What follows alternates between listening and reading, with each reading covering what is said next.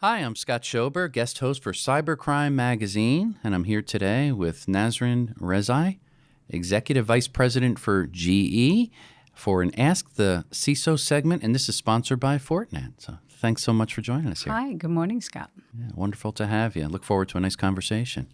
Same here. Well, I want to start out by maybe kind of setting the baseline here. After State Street, you were CISO for GE Capital, and now you're EVP, Global Chief Information Security and Product Security Officer for GE Corporate. Did you ever imagine that you've done have this type of responsibility when you look back over your career? Kind of imagine it as a young girl, whether I would be doing that. Absolutely not. I actually started my undergrad degree as a chemist, a chemistry major. But over time, I became fascinated with information systems. So I made a switch. And some point in my career, I think it was in Cisco Systems in Silicon Valley, the company was growing rapidly in all aspects of collaboration, networking, cyber security portfolio, and got into cybersecurity and never left, primarily because I find it a discipline that needs to get integrated, done right in both the business strategy, risk management, and security technology, which is kind of the intersection of those three that keeps me fascinated and interested in the field. So kind of stayed in it, and I love it. Oh, that's interesting. And you do have to, for cybersecurity, as you mentioned, you have to have a disciplined skill set. You can't just go in there and think, I want to learn about cybersecurity. It takes a special person. Wouldn't you say that? It takes curiosity. It takes thinking differently. It also takes, and I would say the successful CISOs or people who really get integrated in the practices of their companies, that are also equally curious as much about technology as about the business strategy of their companies. So, because at the end of the day, as a CISO, you're constantly balancing enablement for business growth, risk management, and defense of the company. So it's both of those elements together. Yeah. Okay. Well, maybe tell us a little bit about the size and the scope of the infrastructure, the employees, those that you're responsible for, and the assets, the things you're protecting at GE. Of course. So GE is it's a combination of many businesses. As you might know, it's our aviation business, huge number of engines and that are flying across the globe are GE Aviation. We have power business, critical infrastructure, turbines in many critical infrastructure across the world are powered by GE. We're in the healthcare business. You know, you go to any hospital, you see our scanners or patient monitoring system. And we're in the renewable business, recognizing that this is also a huge growth opportunity globally. And we still have a capital footprint. So presence in over 170 countries, still over 200,000 employee base. So imagine kind of the data center cloud presence to enable all of these, both from IT, manufacturing, product cyber, and also commercial cybersecurity. So that's the scope of what I oversee at GE. Yeah, that's a lot of weight on your shoulders, but we have an amazing team of cyber professionals. I think Cybercrime has interviewed several of our senior leader, female, I should say, very proudly. Deneen DeFuria, who's the CISO of the aviation business. Teresa Zelinsky, that runs the power security business. So we have really good leaders that sit in the businesses and are integrated into the cybersecurity and the business strategy of GE businesses. Yeah, that's great. And it's good to see women in those positions as a CISO. And I think there's not enough that's certainly being done in the industry as a whole. And we could dive into that a little bit more. And just the fact that you're a woman in cybersecurity, think about just for a moment, there's been some increase, let's say, some recognition of it, that there needs to be more women there in the field. And it was around 13%, if we go back to 2013, women in cybersecurity, to about 20% of positions here today in 2019.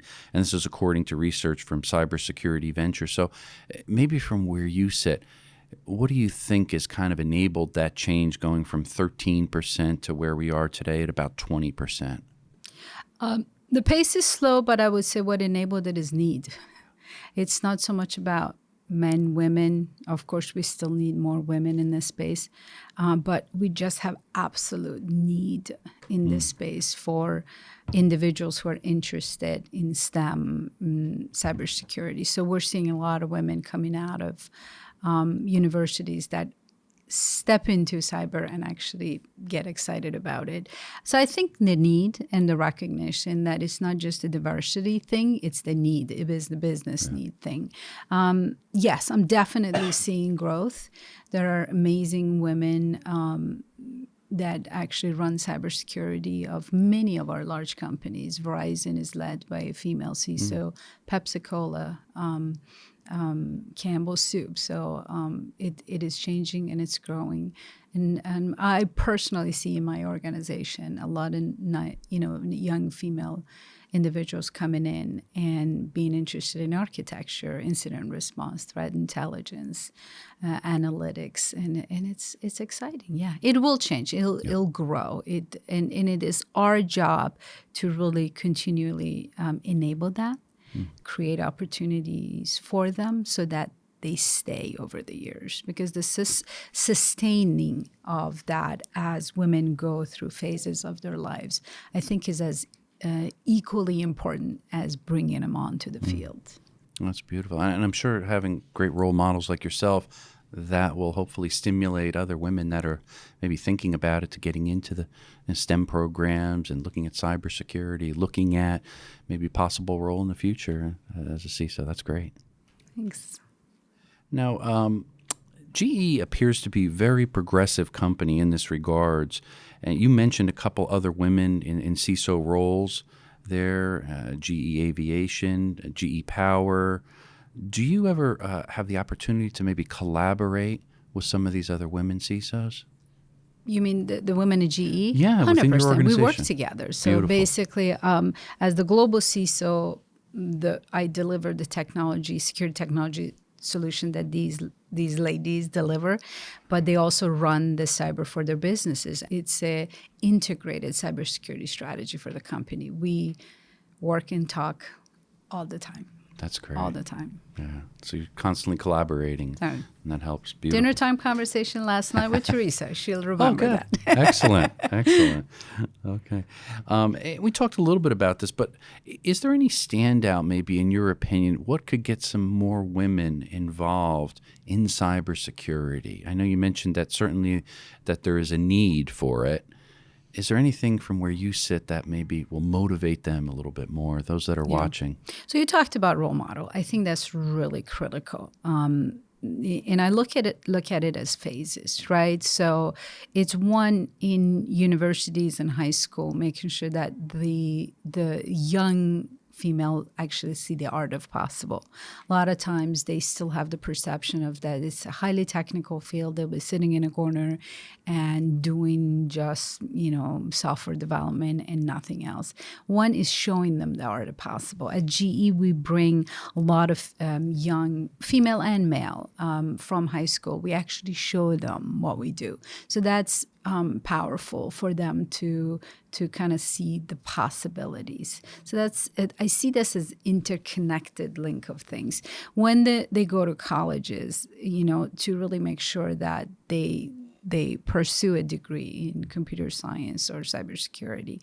And when they come to companies, it's not over and done with. They enter the field, and I really think you need to think about it in the construct of their career as a whole and a balance of life their personal life and work. And I think what GE is very good at, respectful of that balance. I always say,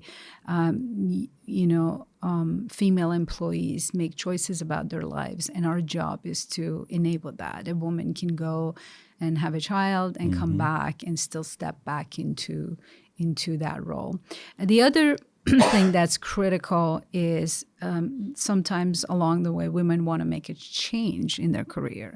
How do you actively make sure that you're looking for those opportunities for them? So it's a combination of, starting from high school and then, growing the numbers in colleges when they enter, making that entry easy, and along the way helping them in the balance that they're creating in their lives.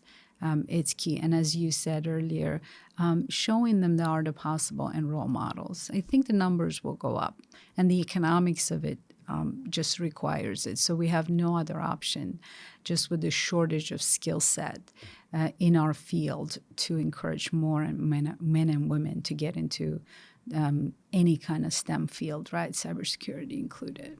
Yeah, excellent. I like the point you make about that work-life balance and that how that's promoted, I guess, culturally throughout GE. And I think you'll attract a lot of a talent that way. Of course. And especially, certainly women and men, Yep. to have that nice balance. Because a lot of companies, unfortunately, they're not focusing enough on that. But that will certainly not just attract, but probably retain qualified candidates. And I use the word no longer balance, I say integration, especially with young. I don't know if you have young children, Yes, I but do, they think about life differently. And enabling that integration for them, creating opportunities when they can do work the way they want to do work. They're curious. They want democratization of everything they do. So enabling that, it's really key. So another thing that from a mindset perspective we think about at GE is we want to attract that next generation. So how do you make the work of cybersecurity and defense much easier for them? Don't make it harder. Make it easier so that they can do their work, get excited, and come back, but still do it securely. Yeah, that's a good point. It makes it fun. Yes. Then they'll be attracted to it, and they'll thrive in it, and it'll keep everything safer, that's for sure. Okay. All right. Now, we're talking a little bit about labor there. We're certainly in a sense, in the world of cybersecurity, a severe labor shortage. That's certainly a very common topic that we keep hearing about. Now, according to Cybersecurity Ventures, there'll be 3.5 million unfulfilled cybersecurity jobs by 2021. That's up from 1 million in 2013. So when you reflect upon that, how difficult is it for you to recruit and retain experienced people in this specific climate? You kind of touched on it a little bit. Extremely hard. And I would say to you, we do have a crisis at a national level. For us to remain competitive, we need to have a clear strategy around learning and education, right? How to grow technical talent across the board. How to get our country and our global companies ready for the next set of challenges in the field. Earlier, you and I talked about 5G and wireless technology and what's happening across the globe. So I think generally, if I just for a moment talk about it from a U.S. perspective, even though we operate in many companies and the challenges are at multiple fronts, we need to put focus and attention in this at the national level. I almost say it's the equivalent of a Greenpeace, something that would get more of this by numbers, by program increase. Having said that, we're seeing a lot of innovative ways that technology companies are doing this, whether it's through educational program, incentive programs to get young men and women into cyber and STEM field. So I think technology companies, industrial companies such as GE are doing it. I'm working specifically myself on a program in Virginia to kind of close the loop, the link between high school and early education and cybersecurity. Oh, very nice. But there are many examples of that, but we do need need large-scale program. The gap is tremendous. Hiring is tough. We keep, stealing from each other. Yeah, it's natural. But it's natural. Yes. It is what it is. But we need to be more strategic in our approach about this longer term. Yeah, and that's the goal there. Really thinking longer term to really attract the talent. That's key. Excellent. Well, we just touched on this a little bit in a comment you made before, but let's talk a little bit about the cloud. From your perspective, does it make security easier? What do you think? If you take advantage of the advancement that has been made in the cloud, native capabilities that have been developed, it makes it easier. If you think security is the job of the cloud providers, absolutely not. I also talked to you about what I call democratization of software development. In the past, historically, as you and I both know, cybersecurity or IT would control what gets into the data center. Very, very specific set of security things that was you either do it this way or you don't get in. In cloud, that changes, right? A software developer can buy a VPC, set up their controls, and do what they need to do and build a capability in a hurry. So I think what changes from in cloud is that with the democratization of software development, a lot of the cultural shift needs to be pushed to the software developers. How do you enable them to do good coding, secure development, right set of setup in cloud, right? So that culture of security needs to go much broader than what IT does or cybersecurity. It's a bigger job, and everybody has a part in it. Having said that, I also would say that cybersecurity can do a good job around creating visibility and automated continuous monitoring of that footprint. So combining with taking advantage of the advancement in cloud, not assuming that it's their job, but it's your job to put good set of controls, whether it's security grouping, least privilege access, kind of the basics are still there, right? Ensuring that software developers are educated in the field of cyber. It's not a professional's job, it's everybody's job. But then security professionals still needs to make sure that check and verify to ensure that there's an automated continuous monitoring in that space. So it's if you look at all of those, cloud makes it easier, but you got to have the checks and balances. Definitely. So it makes it easier. Is there anything, maybe a standout that, as far as migrating to the cloud, being such a large organization, that poses a challenge or an ongoing challenge for GE? I think GE is not unique in that. It's just any company. When you think about migrating application to the cloud, think a very good initial approach to think, do I lift and shift or do I transform, right? So it can actually be a good opportunity for you to think about your application workload, take an approach of strategically looking the value they bring, and then deciding to refactor and shift to more native capability in the cloud for certain ones. Some you lift and shift because you just have to, and some you decommission, which is very hard for IT organization. We usually build, but we don't decommission enough. And if you think about the cost of security being an ongoing thing, then if you don't, then you end up really paying this tax for the maintenance of that application, whether it's vulnerability management or software security, but your business users aren't actually getting enough value out of it. So I think that balance needs to be always thought through when you make that shift and migration to the cloud. Yeah, that's good perspective on that. Let's shift over to IoT. We talked about it a little bit before. We always hear IoT, Internet of Things. How about, from your perspective, thinking about IoT, is there enough security that's baked into IoT devices that are being deployed to, say, large enterprises? Mm-hmm. So let's kind of get some basics. What are we talking about? So when we talk about IoT, it's devices, small form factor that get onto internet through a network connection without human to human or human to a computer interaction, right? Started with more in the consumer space, whether it's my little thermostat that remotely controlled or any kind of a security system.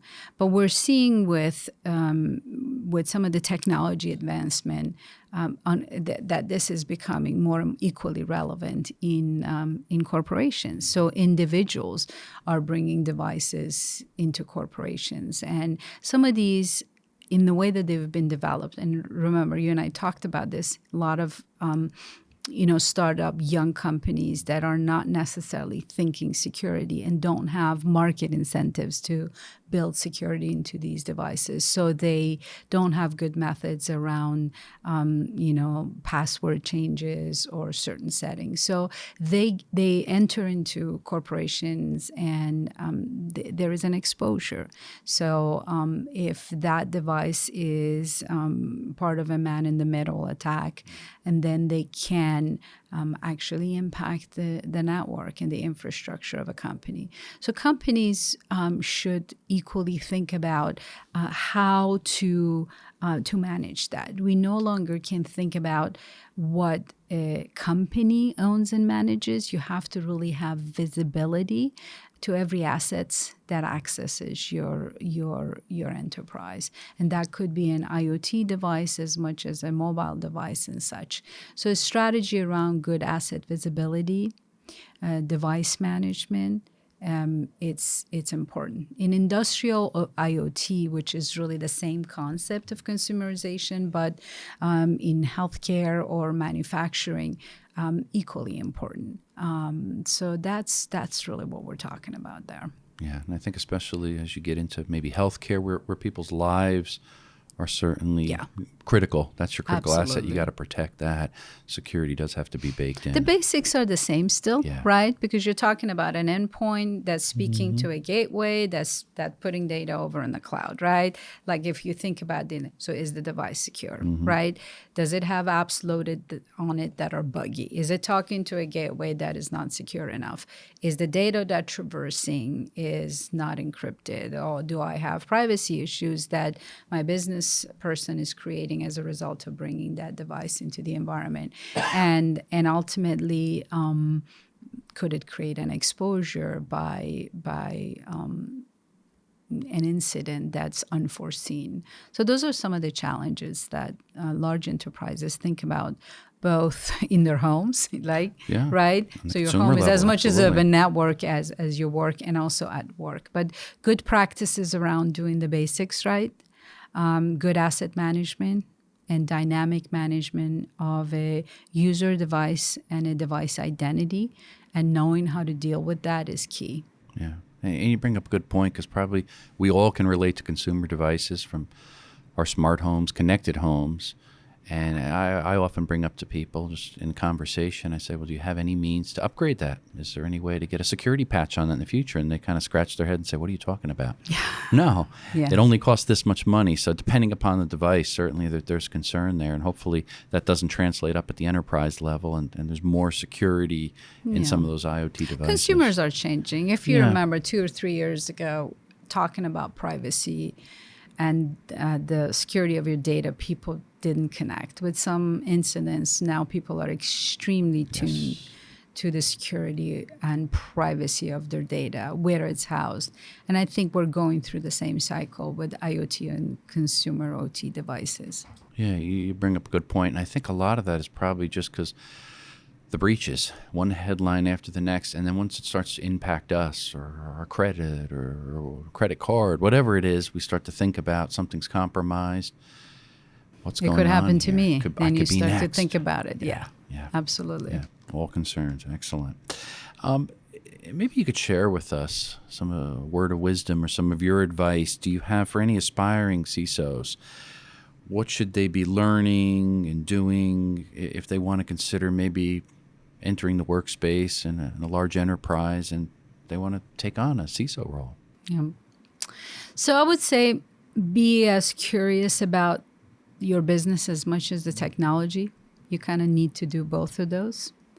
As they grow into the roles, wherever they start from, the balance of really growing their skill set around risk management, technology, and business management is key. As a CISO, you interact constantly with all levels of the organization because it's about influencing and empowering, so that together with your business leader, you can enable business growth but do risk management at the same time. So I suggest for men and women who are interested in cyber to put themselves in situations where they can find those opportunities. I've found a lot of times in mergers and acquisitions, divestitures, or large-scale migration project, where the balance of business, decision-making, risk management, and technology come together, are definitely good training ground. The other thing is also take on opportunities where you can challenge yourself. Go to your cyber team and say, I'd like to learn X. Can I take on a 6 months or some kind of a opportunity to be part of this and see whether you like it? So that would be the way. And just you find your way, along the way. Balancing those elements will create visibility, will create an opportunity for these professionals to step into the role. And I think they'll love it. It's once you get into it, you kind of cannot get out. No looking back, right? Yeah, no looking back. Is there anything maybe in closing that you could share with us? Maybe any final thoughts, or maybe what keeps you up at night? What keeps me up at night is the unknown. We work very diligently. I'm just going back to the closing with the GE example to ensure that that in defense of the company and our customers, that we have integrated business strategy of IT, commercial, product, and manufacturing. But the pace of change is such that there's always the unknown. So that's what keeps me up at night. But I would have to say we have an amazing team of cyber professional and business leaders at GE who care about cybersecurity as a business strategy. So it's an enjoyable place to be. Oh, that's great. Well, thank you so much. I had a nice conversation. Thank you for joining us today, Nasrin. And again, this is a segment of Ask the CISO interview, and this is brought to you by Fortinet. Thanks again for your time. Enjoy it. Take care. Bye-bye. Bye.